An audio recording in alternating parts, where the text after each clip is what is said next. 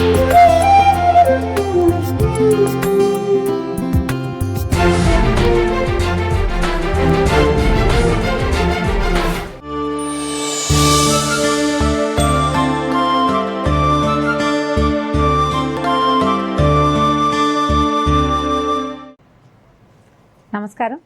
సన్మార్గం కార్యక్రమానికి స్వాగతం. మన ప్రపంచం అంతా కూడా చెత్తతో నిండిపోయిందని వింటున్నాం. ఇప్పుడు ప్లాస్టిక్ వేస్ట్, చాలా రకాల సమస్యలు ఉన్నాయి మనకి. దీంట్లో ఏంటంటే రకరకాల వస్తువులు, ఎలక్ట్రానిక్ వేస్ట్, ప్లాస్టిక్ వేస్ట్, దుస్తులు అంటే వస్త్రాలకు సంబంధించిన వేస్టేజ్, ఇదంతా భూమిలో కలవకుండా ఉండి భూమిని ఇబ్బంది పెట్టే పరిస్థితి, కొన్నాళ్ళకి మనకి జనజీవనానికి కూడా ఇబ్బంది అయ్యే పరిస్థితిలోకి మెల్లిగా ప్రపంచం వెళ్ళిపోతోంది. అయితే ప్రతి వాళ్ళు ఇందులో మనం ఆలోచించుకుని మనం ఎంత చెత్తని ముందుకు తీసుకెళ్తున్నాం, ఎక్కువ చెత్త పెరగడానికి మనం ఎంత కారణం అవుతున్నాం అనేది ప్రతి భారతీయుడు ఆలోచించుకోవాల్సిందే. ఉదయం లేస్తే మనం ఒక కూరగాయ కొనాలన్నా, ఒక వస్తువు కొనుక్కు రావాలన్నా, ఏం తెచ్చుకోవాలన్నా ఏదో ఒక ప్లాస్టిక్ సాధనాన్ని, కవర్నో సంచినో వాడవలసిందే. వస్తువు వాడేసుకున్నాక ఈ సంచిని ఏం చేస్తున్నాము ఏమో, అదొకటి. అక్కడి నుంచి మనకి ఇళ్లల్లోకి ఎన్ని వస్తువులున్నా చాలవు. ఓ పాత టీవీ ఉంది, మళ్ళీ ఇంకొక టీవీ తెస్తాం. పాత టీవీ ఏమవుతుందో ఎప్పుడు మనం ఆలోచించాం. ఒక మిక్సీ, వంటింట్లో ఉండేటువంటి సాధనాల్లో ఎన్ని రకాల సాధనాలు ఉంటాయో, కూరకు ఒకటి, పులుసుకు ఒకటి, పచ్చడికి వేరే, దానికి ఒక రకమైన స్పూను, దీనికి ఒక రకమైన స్పూను, టేబుల్ స్పూన్ అని, ఇంకోటి టీ స్పూన్ వేరు, టేబుల్ స్పూన్ వేరు, ప్లాస్టిక్ స్పూన్లు వేరు, పిల్లలు పట్టుకెళ్ళేవి వేరు, మనం పచ్చళ్ళల్లో పెట్టుకునేవి వేరు, కొన్ని పొడుగాటి స్పూన్లు అనమాట, చెంచాలు పొడుగ్గా ఉండటం, పొడుగాటి కాడలున్నవి. తర్వాత ఇంకా వండే సాధనాల్లో మట్టివని, స్టీల్వని, ఇనపవని, నాన్ స్టిక్ అని, ఇవన్నీ రకాల సామాన్లు. ఎప్పుడైనా మనం ఇది ఆలోచిస్తామా? ఈ సన్మార్గంలో కేవలము మనం ఆధ్యాత్మికమైనవే కాకుండా మన జీవితానికి ఉపయోగపడే చాలా విషయాలు ఆలోచించాలి కదా. ఏ వస్తువులు మనం అనవసరంగా కొనుక్కుంటున్నామో, అనవసరంగా మనం వస్తుభ్రాంతికి లోనయ్యి సామాన్లు పెంచుకుంటున్నామో మనం ఎప్పుడూ ఆలోచించాం. ఎక్కడికైనా వెళ్ళామంటే గుమ్మాలకి పెట్టుకునే వాటి దగ్గర నుంచి మొదలుపెట్టి పూసలు, పువ్వులు, కాయలు, రంగురంగులవి, పేపర్లతో తయారు చేసినవి, ప్లాస్టిక్వి, ఎన్ని తెస్తామోనండి. ఆ రంగులకి భ్రమపడి, సౌందర్యానికి భ్రమపడి, ఏదైనా తాత్కాలికమే, 4 రోజులు బాగుంటుంది, తర్వాత దుమ్ము కొట్టుకుపోతుంది, పాతబడిపోతుంది, నిరుడు పెట్టాము, ఈ ఏడాది మార్చాలి, వాటిని పక్కన పారేసి మళ్ళీ కొనుక్కుంటాం. మళ్ళీ కొంటే మనం ముందు పారేసినవి ఎక్కడికి వెళ్ళినాయి ఏమో. ఫోన్లు మారుస్తాము, ఈ ఫోను, ఆ ఫోను, ఇంకో ఫోను, ఐఫోను, ఎం ఫోను, ఏదో ఒకటి. ఈ ఫోన్లన్నీ ముందున్న ఫోన్లు ఏమో. అక్కడి నుంచి హెడ్ ఫోన్స్, ఇయర్ ఫోన్స్, ఎన్ని రకాలో, ఒక్కొక్కళ్ళకి 3, 4, ఒక ఇంట్లో 3, 4 వాహనాలు, పిల్లలకి 3, 4 రకాల సైకిళ్ళు, 3వ ఏట కొన్నవి కొన్ని, 8వ ఏట కొన్నవి కొన్ని, 14వ ఏట కొనుక్కునేవి కొన్ని. ఇవి కాకుండా మనం ఇంట్లో తొక్కడానికి అంటే ఎక్సర్సైజ్కి ఉపయోగపడేవి ఇంకా కొన్ని. ఇలాగా మనం వస్తుభ్రాంతికి లోనయ్యి కొనుక్కుంటూనే ఉంటాం. ఇందులో ఒకళ్ళని తీయద్దు, ఇంకోళ్ళని పెట్టద్దు, అందరూ ఇదే పని చేస్తాం. వారు వీరు తేడా ఏం లేదు. ఇదే కాకుండా ఇంకా చూడండి, వంటింట్లో వస్తువులు, హాల్లో వస్తువులు, బెడ్రూముల్లో వస్తువులు కాకుండా బట్టలు అయితే లెక్కే లేదు. ఇదివరకు లెక్క పెట్టి సంవత్సరానికి 5 జతలు 6 జతలు మాత్రమే ఉండేవి. కొందరైతే పాపం చిన్న జీవితాలు, ఏడాదికి 2 కొత్త జతలు. ఒకటి బండ మీద ఉంటే రెండోది ఒంటి మీద ఉండేది. అంటే బండ మీద అంటే ఉతకడానికి ఒకటి ఆరేస్తే ఒకటి ఒంటి మీద వేసుకునే కాలం కూడా ఒకటి చూసేవాళ్ళం. ఇప్పుడు ఎవ్వరి పరిస్థితి అది కాదు. అందరికీ కుప్పలు తెప్పలుగా బట్టలు ఉన్నాయి. మనం వదిలేసిన పాత బట్టలు ఏమవుతున్నాయి ఏమో, అది ఎవరికీ తెలీదు. మనం అది అసలు ఆలోచించాం. మన ఇల్లు నిండిపోయింది అనుకోండి, ఎక్కువైపోయినాయి బట్టలు, ఏ పండగల రోజుల్లోనూ ఖాళీ చేస్తాం అల్మర్లు అవన్నీ. ఈ ఖాళీ చేసినప్పుడు ఎవరికైనా ఇచ్చేస్తాం, పంపేస్తాం, తోసేస్తాం, పంచేస్తాం, ఏమిటో చేస్తాం. అక్కడి నుంచి బయటికి వెళ్ళాక అవి ఎక్కడికి వెళ్తున్నాయి? ఇలాగే మన ఇంట్లోవి, పక్కింట్లోవి, పై ఇంట్లోవి, వెనకింట్లోవి, అన్ని ఇళ్లల్లోవి బయటికి వెళ్తే ఇవన్నీ ఎక్కడికి వెళ్తాయి? ఎప్పుడు మనం ఆలోచించాం. ఇదొక సమస్య అయితే దీనికోసమని ఒకటి, దానికోసమని ఇంకొకటి, ఆ కొన్న తర్వాత దాన్ని జాగ్రత్తగా ఉంచుకోవడం. టీవీ కొనుక్కున్నాం అనుకోండి, దానికి స్టెబిలైజర్ కొనుక్కోవాలి, దానికి అడ్వర్టైజ్మెంట్ బాగా కనపడుతుంది, మనం అది కూడా కొనుక్కుంటాం. అదేవో బోల్డని సినిమాలు చూడాలంటే ఈ ఛానల్ వాళ్ళది పెట్టుకోవాలని మళ్ళా తెచ్చి ఒక గొడుగు లాంటిది తీసుకొచ్చి గోడ మీద పెడతాం. దానికోసం ఒక బాక్స్ ఏమో ఇంట్లో పెడతాం, దీనికి దానికి కలిపి వైరింగ్ చేస్తాం, మళ్ళీ దానికి ఒక 2 బాక్సులు తయారవుతాయి. కొన్నాళ్ళు పోయాక ఇంకొక అడ్వర్టైజ్మెంట్ చూస్తాం. ఇది కాదండి, అది దాంట్లో అయితే ఇందులో 100 ఛానల్స్ వస్తాయి, అందులో 200 వస్తాయి, ఇదే డబ్బులకి అనగానే డబ్బుల గురించి ఆలోచించకుండా కూడా 200 ఛానల్స్ వచ్చే కొత్త దాన్ని పెట్టుకుంటాం. కొత్త కనెక్షన్ కూడా ఒక అల్యూమినియం గొడుగు ఉంటుంది, మేడ మీద పెడతారు, దానికి కూడా వైర్లు ఉంటాయి, దానికి కూడా బాక్స్ ఉంటుంది, దానికి ప్రత్యేకమైన ప్లగ్ ఉంటుంది, పెట్టుకున్నాం. మరి ముందు పెట్టిన గొడుగు, ముందు పెట్టిన బాక్సు, ముందు తాలూకు వైర్లు ఇవన్నీ ఎక్కడికి వెళ్ళాలి? ఇలా ప్రతి ఇంట్లోనూ ఈ వేస్ట్లు అంటే ఎలక్ట్రానిక్ వేస్ట్లు, తర్వాత కిచెన్ వేస్ట్లు, ఇక పుస్తకాలు, పిల్లలు పెన్సిళ్ళు, రబ్బర్లు అవన్నీ ముక్కా చెక్క అయిపోయినవి, ఇది వేరే కథ. పిల్లలకి కొనే బొమ్మలు అది ఇంకో సంగతి. మనం వాడే బట్టలు, ఇక ఎన్ని సంగతులండి. ఈ సంగతులన్నీ ఎక్కడికి వెళ్తున్నాయి? ఏం చేస్తున్నాం మన భూమిని? మనం ఎప్పుడైనా మనం దీని గురించి ఆలోచిస్తామా? నెలలో ఒక్క రోజైనా మనం ఏం కొంటున్నాం, మనం ఎన్ని వాడుతున్నాం, ఏ వస్తువు అయితే మనం ఒకసారి కొన్నామో మళ్ళీ దాని అవకాశం 10-12 ఏళ్ల దాకా రాకూడదు అనే ఆలోచన ఎప్పుడైనా చేస్తామా? పొద్దున్నే ఆలోచించండి, నెలలో ఒక్కరోజు మన ఇంట్లో ఎంత చెత్త సామాగ్రి ఉంది, ఎన్ని అనవసరమైనవి కొనుక్కున్నాం, ఎన్ని కొనుక్కోవటం మానేయాలి. ఇలా గనక ఆలోచించారంటే ప్రపంచం సగం ఖాళీగా ఉంటుందండి. మన ఇల్లు కూడా చాలా ఖాళీగా ఉంటుంది. ఇల్లు ఖాళీగా ఉంటే మనసు ప్రశాంతంగా ఉంటుంది. ఇంట్లో చెత్త తక్కువగా ఉంటే దుమ్ము తక్కువగా ఉంటుంది. చెత్త దుమ్ము తగ్గితే నెగిటివ్ ఫోర్సెస్ తగ్గిపోతాయి, పని తగ్గిపోతుంది. ఈ సర్దటము, దులపటము, తుడవడము, మళ్ళీ పెట్టడము, యథాస్థానం ప్రవేశయామి చేయటాలు ఇవేవీ లేవు. హాయిగా ఉంటాం కదా ప్రశాంతంగా. ఇలా ఆలోచించండి. దీనికి నెలకొక్క రోజు పెట్టుకోండి. క్లటర్ కంట్రోల్ అంటారు ఇంగ్లీష్లో. చెత్తని కంట్రోల్ చేయటం. ముందు అనవసరమైన పుస్తకాలు, పేపర్లు, పెన్నులు, పెన్సిళ్ళు, క్రేయాన్స్, రంగు పెన్సిళ్ళు, కొత్త రకాలైన పెన్నులు, ఇవి. తర్వాత మళ్ళీ ఫోన్లు, మళ్ళీ ఎలక్ట్రానిక్ సామాన్లు, అవి వంటింట్లో సామాన్లు. వీటిని కంట్రోల్ చేస్తే సంవత్సరం తిరిగేసరికంటే ప్రతి నెల ఈ పని చేశారనుకోండి, ఏడాది తిరిగేసరికల్లా మన బడ్జెట్లో చాలా మార్పు వస్తుందండి. కనీసం హీనపక్షం చిన్న సంపాదన ఉన్న వాళ్ళు కూడా సంవత్సరానికి ఒక 30,000 నుంచి 50,000 పొదుపు చేయగలుగుతారు ఈ మార్గంలో. కొంచెం పెద్ద సంపాదన ఉన్న వాళ్ళు అయితే లక్షల్లోనే. మీరు నమ్మరేమో, ఆలోచించి చూడండి. ఒకసారి పేపర్ మీద పెడితే తెలుస్తుంది. పూర్వం ఒక కథ చెప్పేవాళ్ళండి, కౌపీన సంరక్షణార్థం అయం పటాటోపహ అని. వినడానికి సరదాగా ఉంది కదా, వాళ్ళ కొత్త సంగతి అండి ఇది.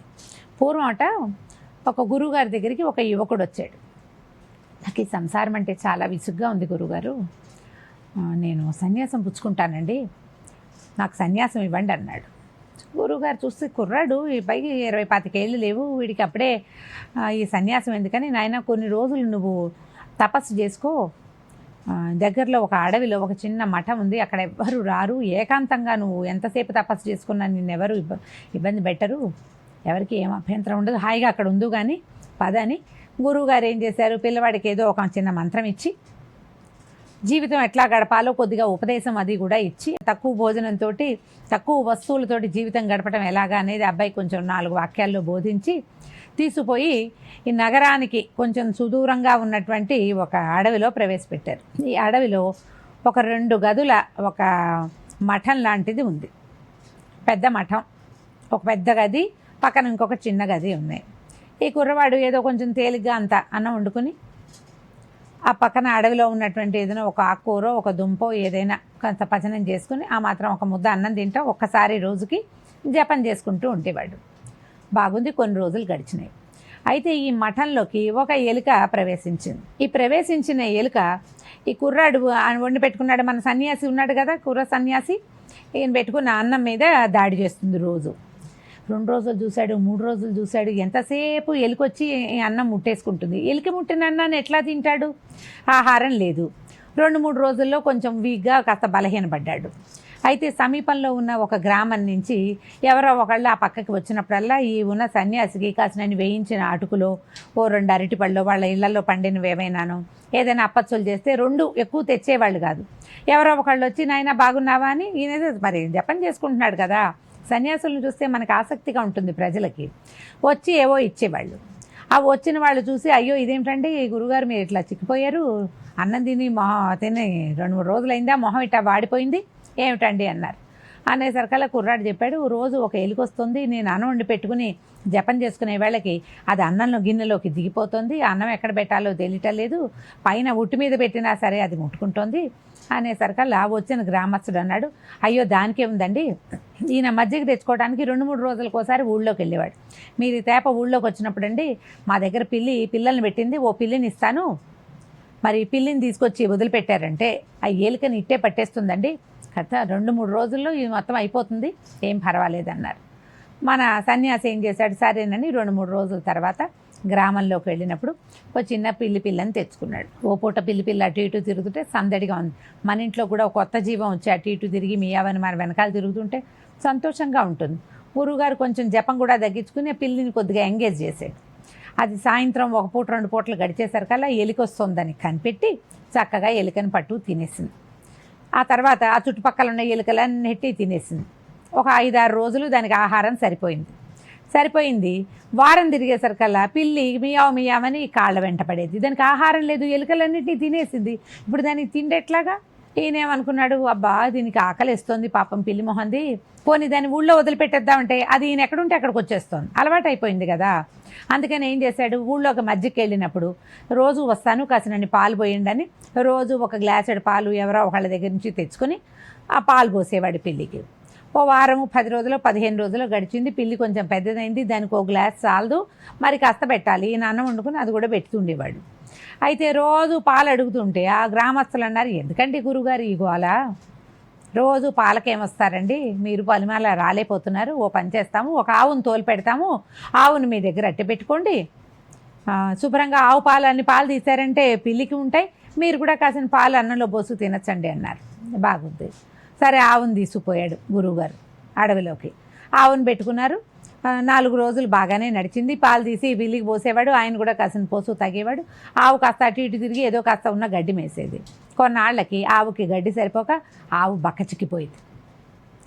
ఈ వచ్చిన గ్రామస్తులు అన్నారు, అబ్బా గురువుగారు ఇదేంటండి ఆవంతా చిక్కిపోయింది, మీకు దానంగా ఇచ్చిన ఆవుని మేము వెనక్కి తీసుకోలేము, కాబట్టి ఓ పని చేద్దాము, మరి కాసిన ఒడ్లు తెచ్చి ఈ పక్కన చల్లుతామండి, ప్రస్తుతానికైతే మేము గడ్డి మీద ఏదైనా ఒకటి తెచ్చి పడేస్తామనుకోండి, ఇంత ఖాళీ స్థలము అడవంతా ఖాళీ, కొద్దిగా 4 ఒడ్లు కనుక విసిరామంటే చక్క పచ్చగడ్డి మొలుస్తుంది, ఆవుకి కావలసినంత గడ్డి, ఆ తర్వాత బోలెడన్ని పాలు, ఆ తర్వాత మీ పిల్లికి మీకు అన్నిటికీ సరిపోతుందండి అని బోధించారు. బోధ బాగుంది కాదు.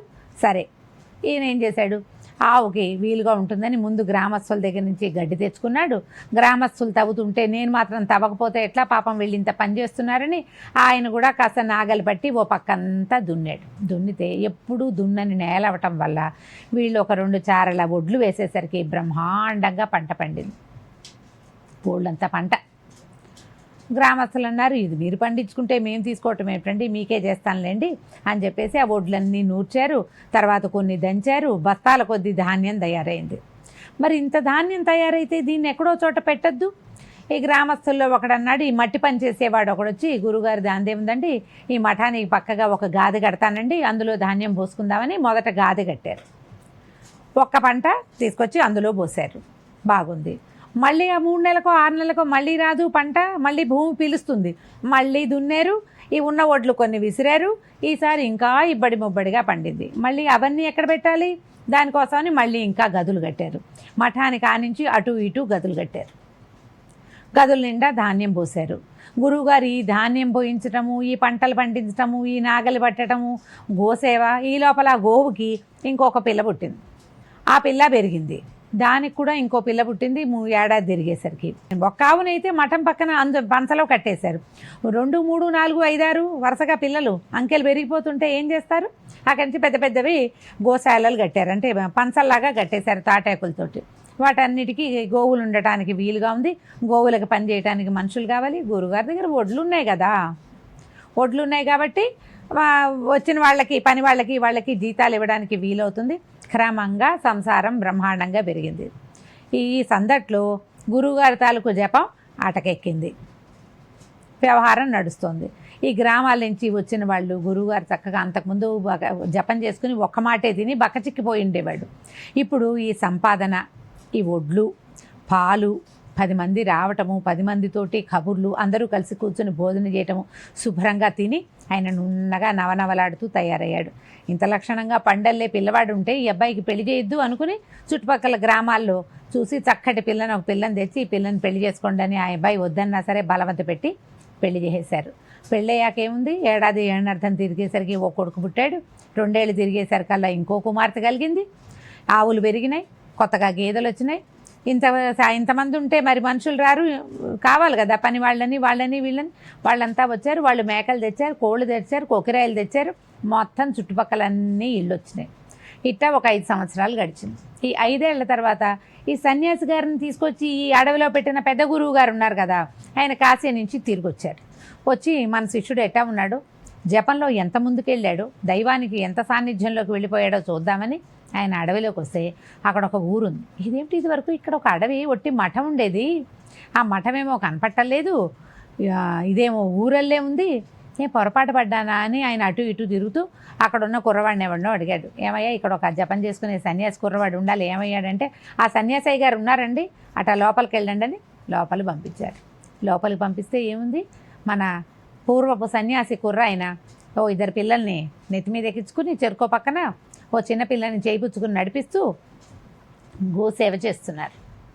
గురువుగారు ఆశ్చర్యపోయారు, ఏమిట్రా నాయన ఇలా అయ్యావు నువ్వు అని అనేసరికల్లా ఈయన అన్నాడు, గురువుగారు ఏం చేయనండి, ఏం చేయను, గోచిపాత ఆరేసుకునేవాడిని ఆ గోచిని ఎలికి కొట్టేస్తోందని భయపడి బాధపడి అని ఇంక వండుకుంటున్న ఒక్క గుప్పెడి అన్నానికి ఇంకో మార్గం ఆలోచించకుండా ఈ ఎలి కోసమని పిల్లిని తెచ్చాను, పిల్లి కోసం ఆవును తెచ్చాను, ఆవు కోసం గడ్డి తెచ్చా, గడ్డి కోసం పొలం దున్నాను, పొలం కోసం పనివాళ్ళు వచ్చారు, తర్వాత ఒడ్లు వచ్చినాయి, తర్వాత పెళ్ళాం వచ్చింది, పెళ్ళాం వచ్చాక పిల్లలు వచ్చారండి, ఏం చేయనండి, ఒకదానికోసం ఒకటి మొదలు పెడితే ఇంత అయిందండి అన్నాడు.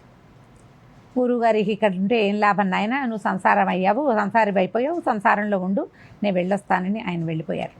మనం ఒక్క పని కోసం 100 పనులు చేయాల్సి వస్తుంది. మొదటి పని మానేస్తే అసలు ఏవి ఉండవు. అన్నీ మానేసి సన్యాసులుగా ఉండాలని మాత్రం కాదండి, అనవసరమైనవి మానేయాలి. ఇవాళ కొనకపోతే ఏమవుతుంది అని ఆలోచించి ఒక్కరోజు మనం ఆ పని కనుక ఏదైనా కొనటం కానీ ఆగామంటే తర్వాత దాని అవసరం రాను కూడా రాదు. అలాగే ప్రతి వస్తువు అంతే, ప్రతి విషయము అంతేనండి. మనం ఏదైనా చేయదలుచుకుంటే వెంటనే చేసేస్తాం, దీనికోసమని ఇంకోటి ఏదో తెస్తాం, దానికోసమని ఇంకోటి ఏదో చేస్తాం, దానికోసమని ఇంకా సమయాన్ని ఇస్తూ వెళ్తాం, వస్తువులు ఇస్తూ వెళ్తాం. ఈ వస్తు భ్రాంతి వల్ల ఏమవుతుందంటే ప్రపంచం పాడైపోతుంది. మనం అసలు ఎక్కడ మొదలు పెట్టామో అది వదిలేసి ఏవేవేవేవో చేస్తాం. ఈ సన్యాసిలాగా జపం చేసుకోవడానికి వచ్చి చివరికి ఏం చేశాడు, ఒక ఊరిని నిర్మించాడు. ఊరు నిర్మాణం మంచిదే, అందులో ఏ పొరపాటు లేదు, తప్పు లేదు. కానీ మొదటి క్రియ ఏమిటి, ఇక్కడ మొదట అనుకున్నది ఏమిటి, అది కదా జరగాల్సింది. ఆ మొదట జరగాల్సింది ఏమిటి, దానికి ఎంత చేయాలి అనేది ఆలోచించి అంత మాత్రమే చేస్తే మనం నివసిస్తున్నటువంటి ఈ భూమి పాడైపోకుండా ఉంటుంది. ఈ వ్యర్థాలతోటి నిండి ఆ వ్యర్థాల నుంచి వచ్చిన గాలిని, దాని నుంచి వచ్చినటువంటి నీటిని, దానివల్ల ఉత్పత్తి అయినటువంటి ఆహారాన్ని మనం తింటూ ఉంటే మనం ఎట్లా ఆరోగ్యంగా బతుకుతాం? ముందు ప్రపంచం మనం ఏం చేస్తాం, ముందు తరాలకి ఆహారాన్ని ఇవ్వడానికి, ఏదైనా అప్పచెప్పటానికి మనం బంగారం అటు పెడతాం, పొలాలు అవి దాచిపెడతాం, పొలాలు అవి సంపాదిస్తాం, డబ్బు దాచిపెడతాం. దీంతోపాటు మనం ఆరోగ్యాన్ని కూడా దాచిపెట్టాలి, అవకాశాలు కూడా ఉంచాలి. అవకాశం ఉంచాలంటే కొంత ఖర్చు, కొంత వస్తుభ్రాంతి తగ్గించుకోవాలి. దీని మీద ఆలోచించండి. నెలకొక్క రోజు కేటాయించి ఈ క్లట్టర్ కంట్రోల్ని కనుక మీరు ప్రచారంలోకి తెచ్చారంటే, ముందు ఒక ఇంట్లో మొదలు పెడితే ఆ మొత్తం ఆ సొసైటీ అంతా, చుట్టుపక్కల ఉన్న వాళ్ళంతా చేస్తారు. కొంతమంది ఒక చిన్న సమాజం చేస్తే అది పెద్ద సమాజాల్లోకి వెళ్తుంది, క్రమంగా ఒక ఊర్లోకి, తర్వాత ఒక రాష్ట్రంలోకి పాకుతుంది. నెలకొక్క రోజు ఇంటిని శుభ్రం చేయండి, అనవసరమైన కొనుబడులు మానేయండి, ఆలోచించండి. నమస్కారం.